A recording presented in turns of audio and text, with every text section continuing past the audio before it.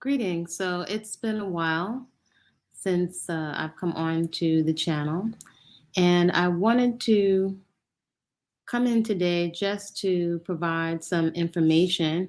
Perhaps this could be useful to some folks in avoiding cults and perhaps understanding cults better. It could perhaps benefit many of us to observe the patterns of cults, not just the popular cults or the big cults or the well known cults that we see, but also understand that these patterns are very prevalent today in society.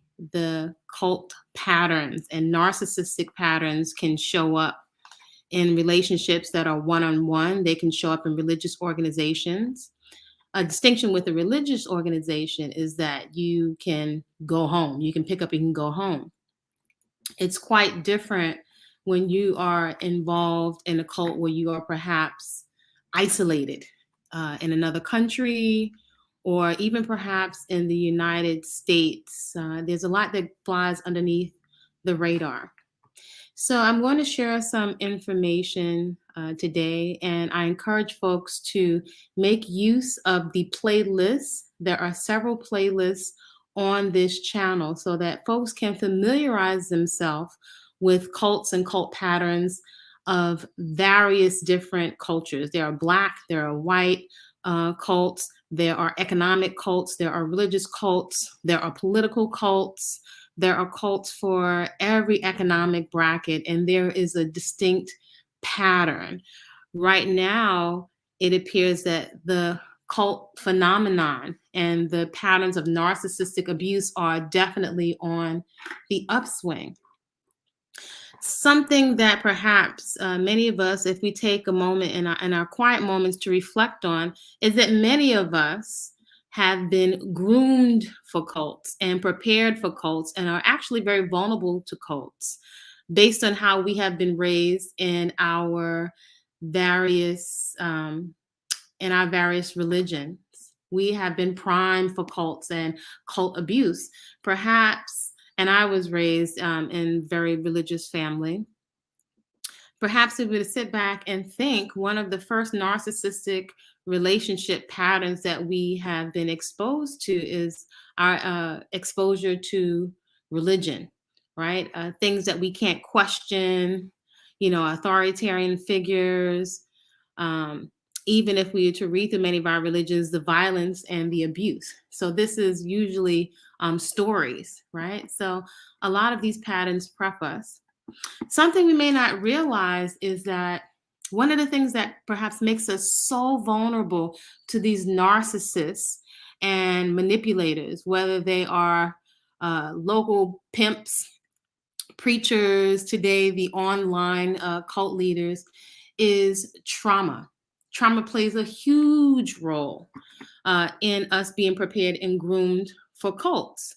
We can look across society, and it seems that the majority of the human population today now, or a large majority, has been exposed to trauma.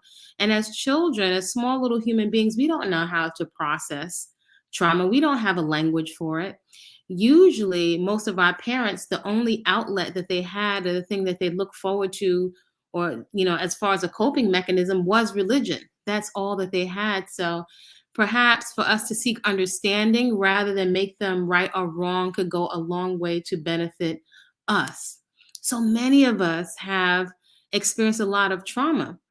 Actually, if we were to look at a lot of the cult leaders, we could see in a lot of these personalities and abusive narcissists, we could see that many of them have been exposed to extreme trauma. So one of the things that they do online is bond with other people's trauma. So they'll tell their story, and young folks are particularly, but not exempt. Young people are very, very prone to cults and manipulation, primarily because they don't have a frame of reference, right? They may be hearing some things that really resonate, like, wow, I really went through that too. Wow, I was really abused. Or folks may be coming together as a subgroup because they've experienced the same type of trauma, whether that was um, being exposed to intimate relations inappropriately, or too quickly, being exposed to violence, being exposed to broken homes. These are things that folks are bonding off of, trying to make sense of, trying to put it, you know, put it into perspective. And also something huge, a big part of this whole grooming for cults is validation. That's one of the main things that many of us are, quote unquote, getting or receiving psychologically, even if it's not real, is validation online. The likes, although it's not real, it's just a little like sign. And for many folks, it's being monetized on some of the various platforms like Bigo, also YouTube, all of this social media, it's all monetized. However, that very primal need to feel validated, even if it's artificial, it bypasses all logic. And people are looking for some kind of validation, some type of nurturing father figure, sometimes just an ear to listen to. It's also connected to a lot of anger, repressed anger, and shame from perhaps what we've been exposed to. So, folks, we are wide open and primed for these very destructive cults, which do a lot of damage. Sometimes it's really amazing. It's absolutely astounding the amount of gaslighting, and this is a term that would benefit many of us to research, because it seems like everybody's picking up on these patterns, especially on the YouTube platform. Cult leaders will study each other, look at their how they can be more efficient, upgrade their cult, and get their own personal following. Everyone can get their own personal following of a cult online, and so there are some consistent patterns though that you will see throughout not just young people, but older people, human beings of various different cultures, and that is PTSD. Many of us may or may not be familiar with the term PTSD. It is usually used to refer to soldiers that have come back from war and being exposed to all different types of horrible, unspeakable violence. It does something to us, as human beings. And then there is also, so that's post-traumatic stress disorder. There's also CPSD, which is complex stress disorder. And then it's also childhood post-traumatic stress disorder. For many years, it wasn't thoroughly researched or acknowledged.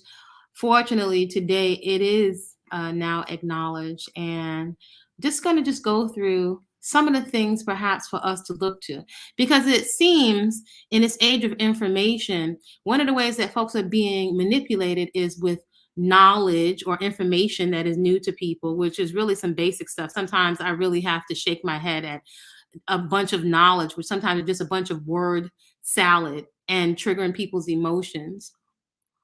But it's astrology is being thrown down, tossed around. Astrology. We have astrology. We have eugenics theories. We have conspiracy theories. You have health.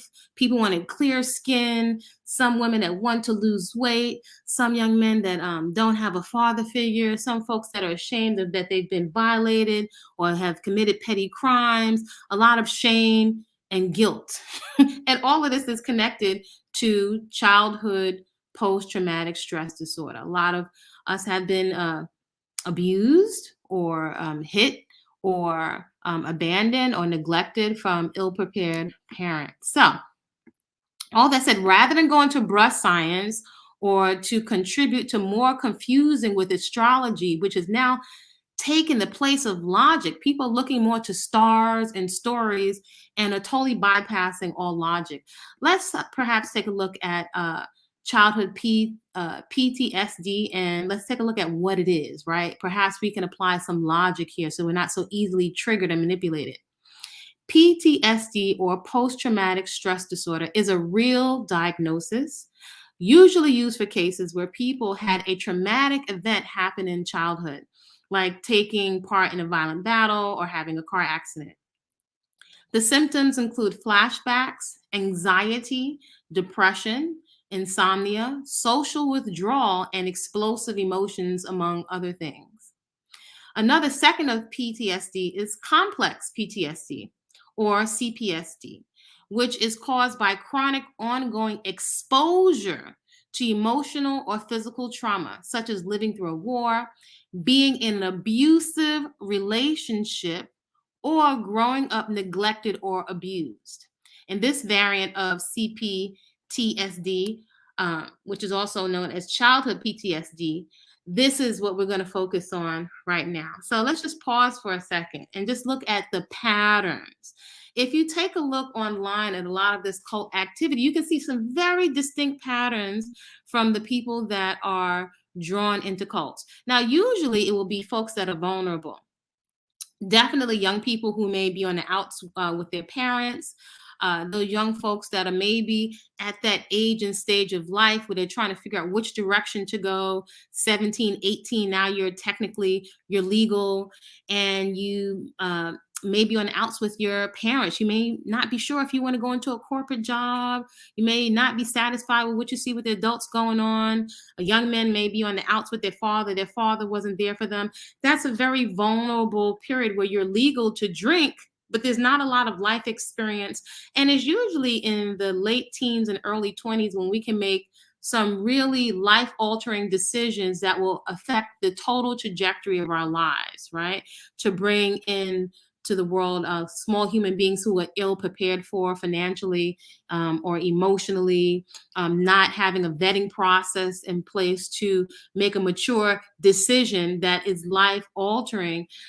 These are the type of decisions that many of us are making at 18, 19, 20. And it can also be a very, very confusing time because society expects that you can smoke cigarettes and drink alcohol and go to a club and engage in intimate physical relations. However, there's no way that humans, that we are emotionally, it's rare to find someone that's emotionally mature enough to handle parenting and life decisions.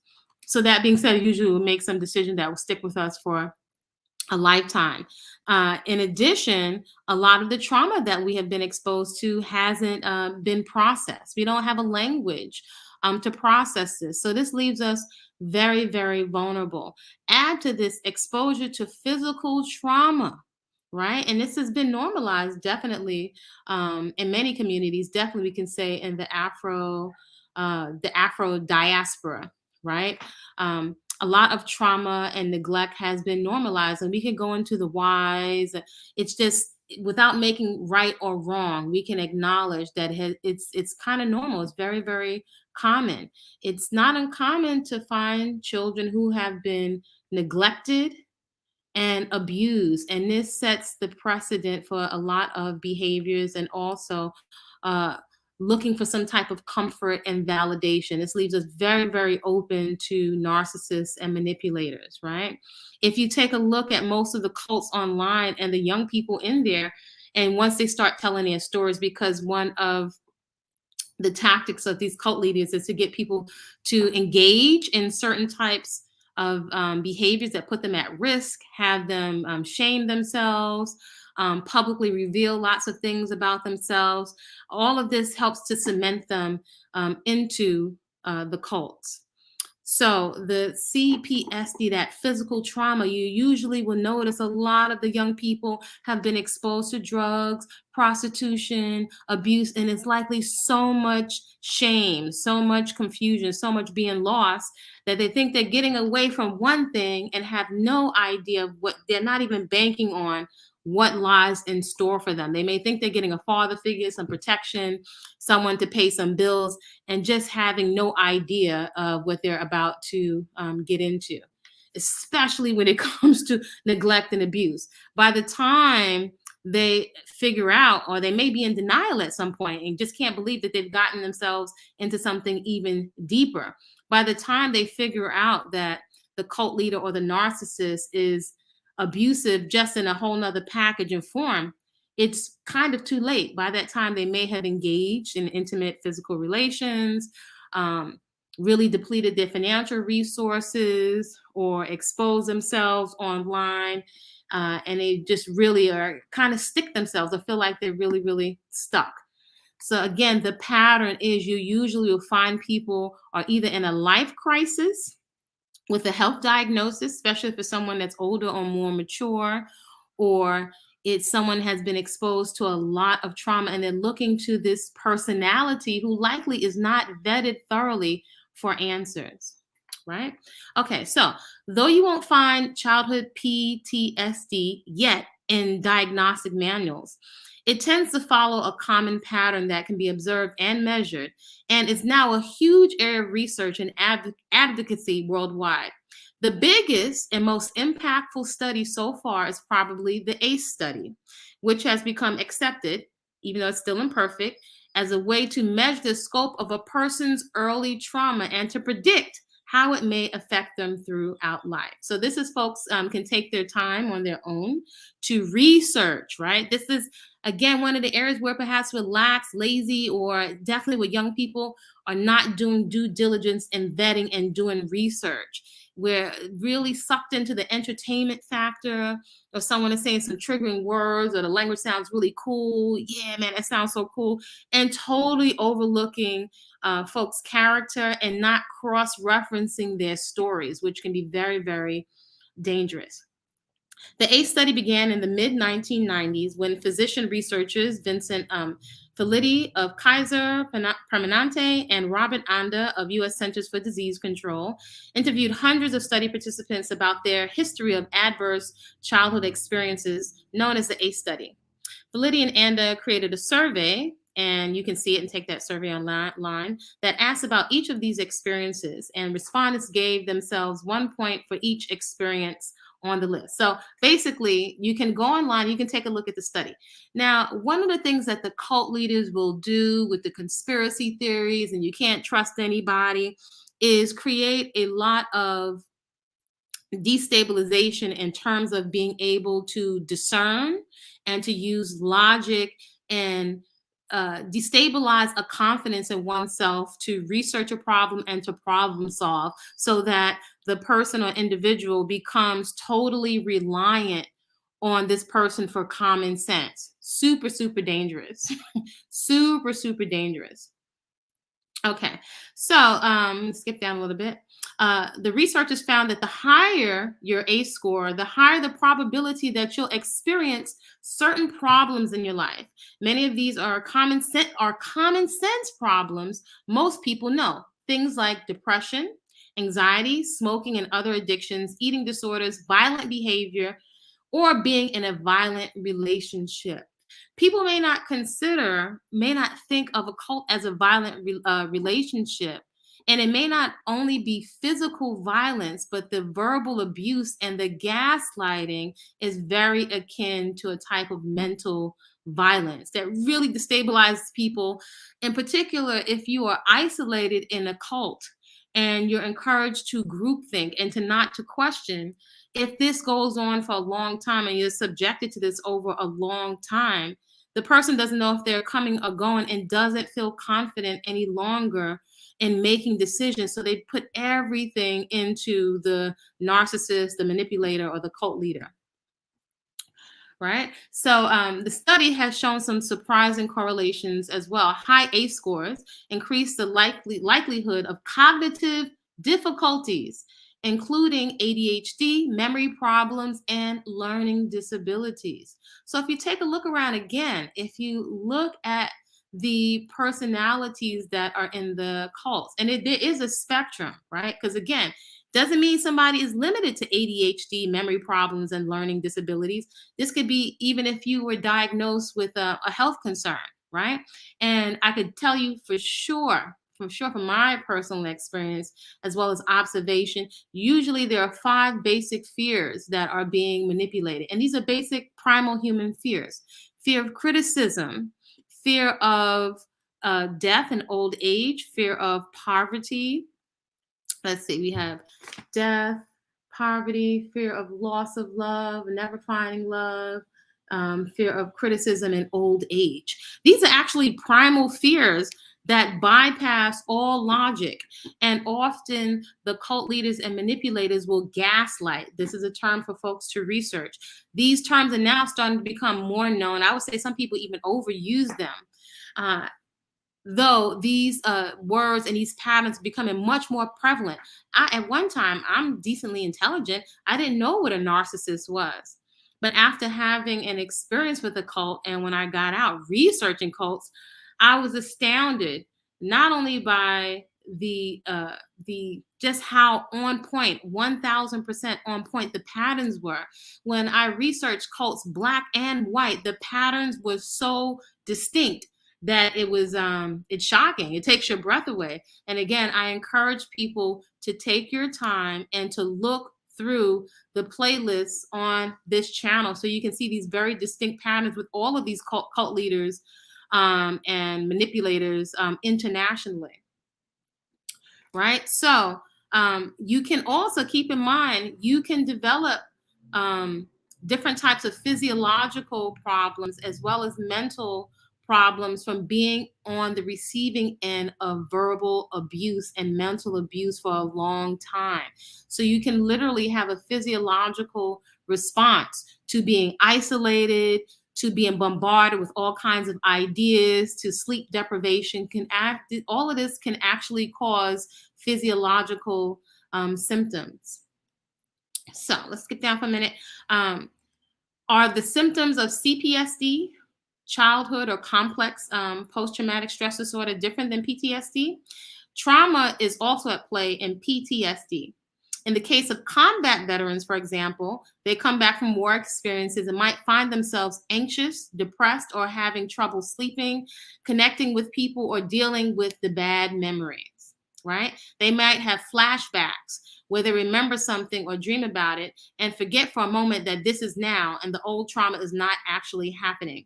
Their body is reacting as if it is happening now, with their heart pounding, adrenaline pumping, other stress hormones pushing their bodies into a stressful overdrive, right? So here are 4 discoveries revolutionizing our understanding of childhood PTSD, and you can research these things online. Recent research shows that abuse, neglect, and other traumas can cause brain changes in children. Again, research has shown that abuse, neglect, and other traumas cause brain changes in children. This damage, in turn, can cause cognitive impairment, emotional problems, and chronic disease. Though much of the damage can be reversed, it is important to be aware of how these events can have a broad impact on every part of our lives. 2, focusing on your childhood traumas will not by itself produce recovery. Now, I think this is important to note, especially as we look at these cult leaders. One of the things that young people and even some older, more seasoned adults are going to these cult leaders for is relief from childhood trauma, right? Or for support in their relationships. You're looking for guidance from an elder or somebody with an outfit and a gift of gab. So a lot of times, one of their techniques is to sit in circles or have you go into private meetings and have you talk as if they're a therapist, and talk about your childhood traumas and focus on your childhood traumas. So focusing on the traumas, right? Even though you think they're doing some type of healing, that by itself will not produce recovery from whatever your own personal trauma is. While taking stock of what happened is a useful first step, putting attention on bad things can actually, and this is a key distinction, re-traumatize you, right? This is one of the ways that people are held in cults and manipulated to remain in cults, right? They're supposedly focusing on your childhood trauma to help you, right? As if it's going to help you heal you, right? And the term that's being thrown around loosely is help you heal from generational curses, right? As we can see, it appears that more curses, in a literal sense, are being created. In any event, again, while taking stock of what happened is a useful first step, putting attention on bad things can actually re-traumatize you. And that's something that you can definitely notice that pattern in some of the online cults that everyone is privy to see. In the re-traumatized state, it can be impossible to reason, remember, or integrate information, right? When you're being re-traumatized, bringing this stuff up with the so-called, we can't even call them self-proclaimed professional, it can, or some so-called spiritual, self-proclaimed spiritual leader or high priest or whatever, it can be impossible for the traumatized person to reason, remember, or integrate information. This is one of the main reasons that talk therapy doesn't work very well for trauma all the time, and why other methods of recovery are necessary. Focusing on the childhood can emphasize blame, and this is definitely something that manipulators and con artists, the way that they can pitch you against family members and isolate you as you start to play a blame game, right? It can make you become very isolated, and it ultimately keeps you trapped. Learning to regulate your emotions makes change possible. Now, the distinction with the cult leader or the con artist wants to be the one to regulate your emotions. And that's really dangerous when you put that the power for somebody to trigger and quote unquote regulate your emotions, which is often triggering your emotions. It usually will make it really impossible for you to get out of the cult when you've gotten into a pattern of constantly being triggered and isolated at the same time. As they're re-triggering you, the problem is not so much the memories, but the unregulated emotions that they're triggering. So a huge pattern that can be noted in these cults is the constant gaslighting, the way that language is manipulated.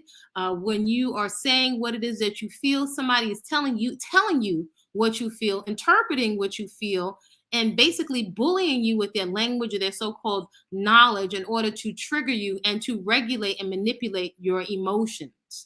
In these hyper emotional states, we are prone and even start to crave sometimes destructive behaviors. The sooner that we can recognize that this flooding is happening, the sooner we can interrupt this flood of emotions. And we can do this with interventions like stepping away, which is hard to do when you're in a cult, right? Particularly if you're in an isolated situation.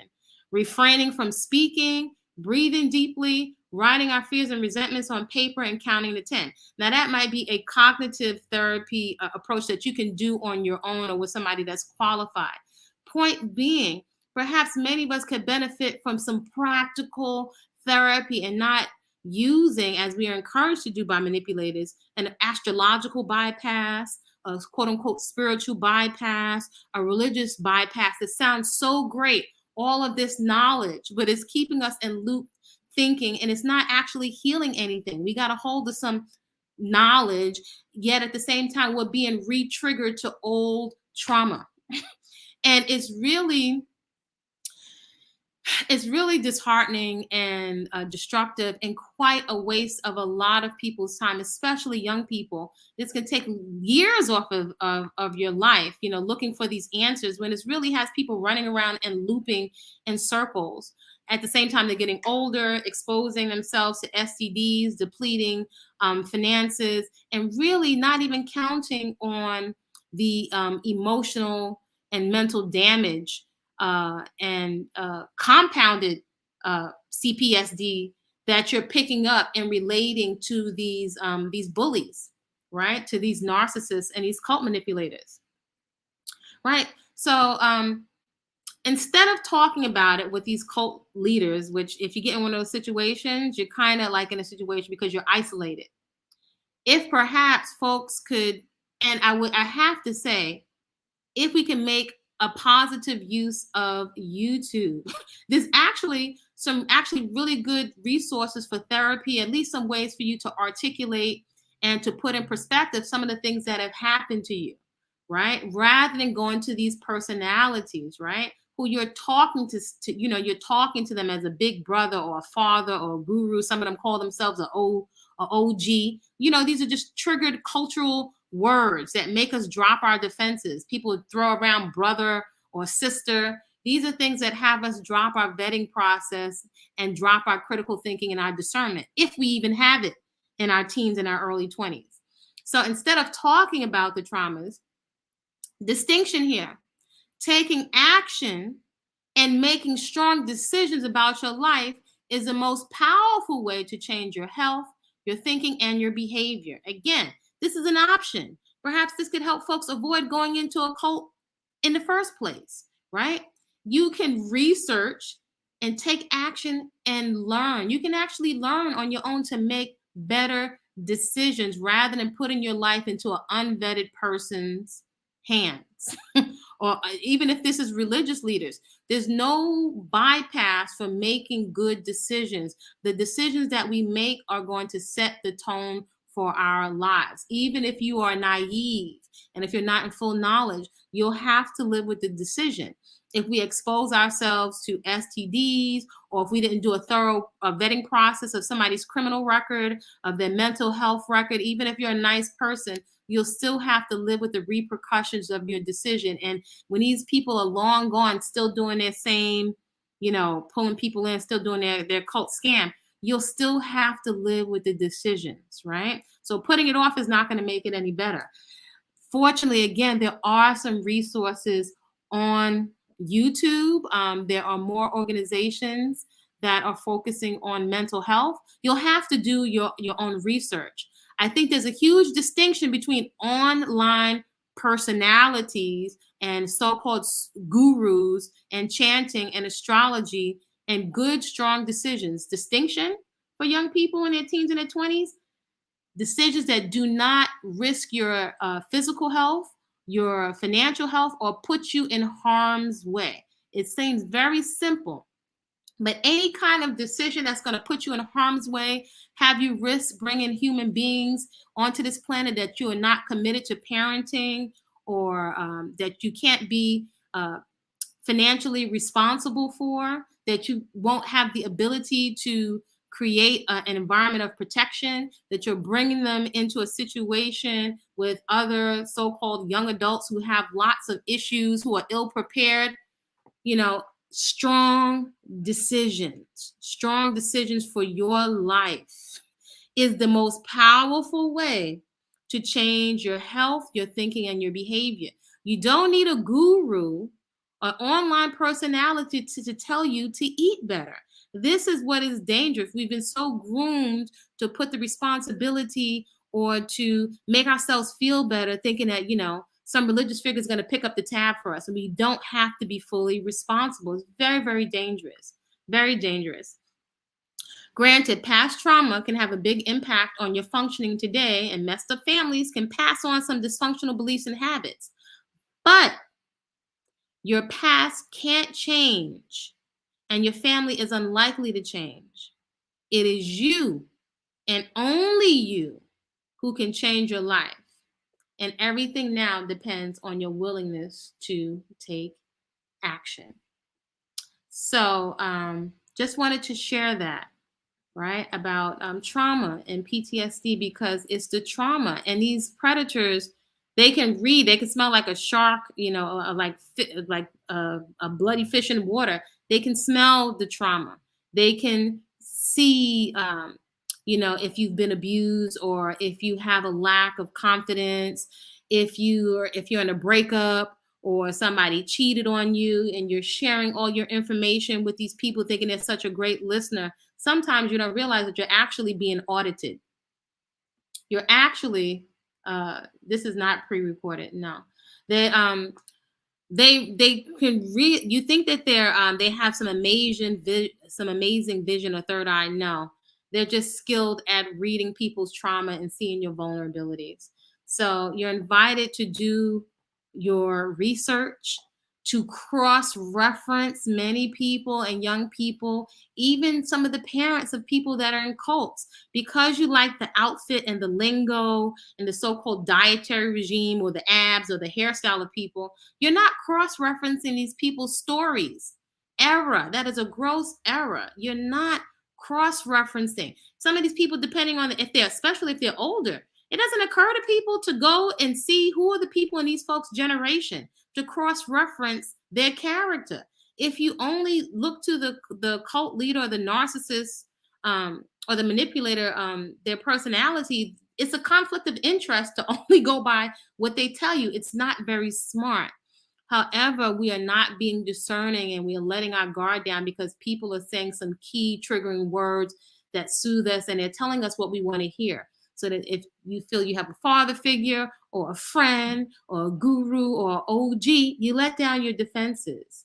And it's very, very dangerous. So I'm inviting you all to do your research and to keep your thinking caps on and not be so enamored because somebody tells you they're Rasta, they're vegan, they're raw food, they got some knowledge. Because at this point, with the amount of information that has been put out here, it's very clear that many of us will always be drawn to these cults. It's for us to look at what is drawing us to them, because they will have no problem exploiting your resources, your mental, your reproductive organs. They have no problem. So yeah, keep your thinking caps on, keep your eyes open, and be well.